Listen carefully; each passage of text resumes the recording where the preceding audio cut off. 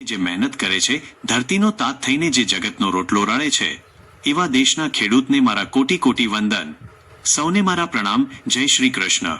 આજે જ્યારે આપણે જય જવાન જય કિસાનનો નારો બોલીએ છીએ, ત્યારે મનમાં એક અલગ જ દેશભક્તિ અને આદરની લાગણી જાગી ઉઠે છે.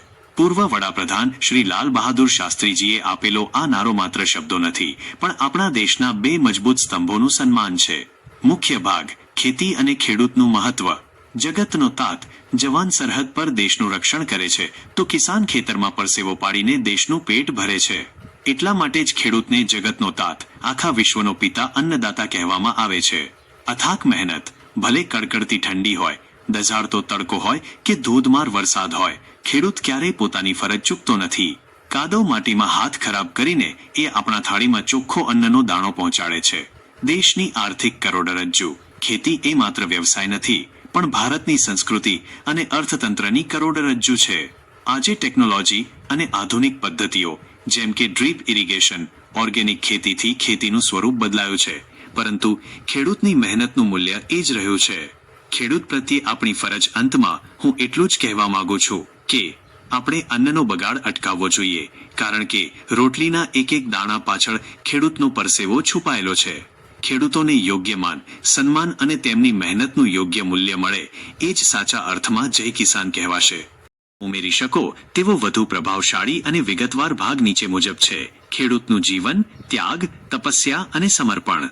જેના હાથમાં માટીની ખુશ્બુ છે, જેના કાળજામાં કુદરતની આસ છે, એ જ મારો ખેડૂત, આ જગતનો સાચો વિશ્વાસ છે. 1. કુદરત સામેની લડાઈ અને આશાવાદી સ્વભાવ. ખેડૂતનું જીવન એક અનોખી તપસ્યા છે. એ ફેક્ટરીના એસી રૂમમાં બેસીને કામ નથી કરતો, પણ ખુલ્લા આકાશ નીચે કુદરત સાથે સીધો સંવાદ કરે છે.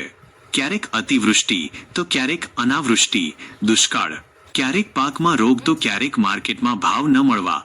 આટલી વિપરીત પરિસ્થિતિઓ છતાં ખેડૂત ક્યારેય આશા નથી છોડતો. એક પાક નિષ્ફળ જાય તો પણ એ હસીને બીજા પાકની વાવણી માટે જમીન ખેડવા લાગે છે. આટલી સહનશીલતા અને આશાવાદ ખેડૂત સિવાય બીજા કોની પાસે હોઈ શકે? 2. અન્નદાતા પણ કાયમ દેવાદાર. આ દેશની વિષમતા તો જુઓ. આખા દેશનું પેટ ભરનારો ખેડૂત પોતે ઘણીવાર કરજ અને ચિંતાના બોજ તળે દબાયેલો હોય છે. આપણે માર્કેટમાંથી શાકભાજી કે અનાજ ખરીદતી વખતે ભાવતાલ કરીએ છીએ, પણ એ નથી વિચારતા કે એ દાણો ઉગાડવા માટે ખેડૂતે પોતાનું લોહી પરસેવો એક કર્યો છે.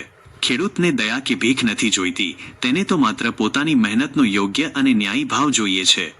3. બદલાતી ખેતી અને નવો ખેડૂત. આજે ભારતનો ખેડૂત માત્ર પરંપરાગત ખેતી સુધી સીમિત નથી રહ્યો. એ પ્રાકૃતિક ખેતી, ઓર્ગેનિક ખેતી તરફ વળીને જમીન અને માનવ સ્વાસ્થ્ય બંને ઉગારી રહ્યો છે. ડિજિટલ યુગમાં એ ટેકનોલોજી, ડ્રોન અને આધુનિક સિંચાઈ પદ્ધતિઓ અપનાવીને દેશને સમૃદ્ધ બનાવી રહ્યો છે. પણ આધુનિકતા ગમે તેટલી આવે, ખેડૂતનો માટી સાથેનો પ્રેમ અને લાગણી ક્યારેય બદલાતા નથી. આપણી નૈતિક ફરજ: જો આપણે સાચા અર્થમાં ખેડૂતનું સન્માન કરવું હોય તો 3 બાબતો જીવનમાં ઉતારવી પડશે. અન્નનો બગાડ બંધ કરો. થાળીમાં એટલું જ લો જેટલું ખાઈ શકો. ફેંકી દીધેલો એક પણ દાણો ખેડૂતના પરસેવાનું અપમાન છે. ખેડૂત પ્રત્યે આદર. ખેડૂત કે ખેતીને ક્યારેય નાની કે ઓછી ન ગણો. એ દેશનો અન્નદાતા છે. સ્થાનિક અને પ્રાકૃતિક ઉત્પાદનોને પ્રોત્સાહન. આપણા સ્થાનિક ખેડૂતો પાસેથી સીધી ખરીદી કરવાનો આગ્રહ રાખો. જોશપૂર્ણ સમાપન. ઝૂકી જાય છે મસ્તકેના ચરણોમાં જે ધરતીમાંથી સોનું ઉગાડે છે. પોતે ભલે ભૂખ્યો રહે રાતે, પણ આખા દેશને જે જમાડે છે. આવો આજે આપણે પ્રતિજ્ઞા લઈએ કે આપણે આપણા દેશના ખેડૂત સાથે કાયમ અડીખમ ઊભા રહીશું. જય જવાન, જય કિસાન.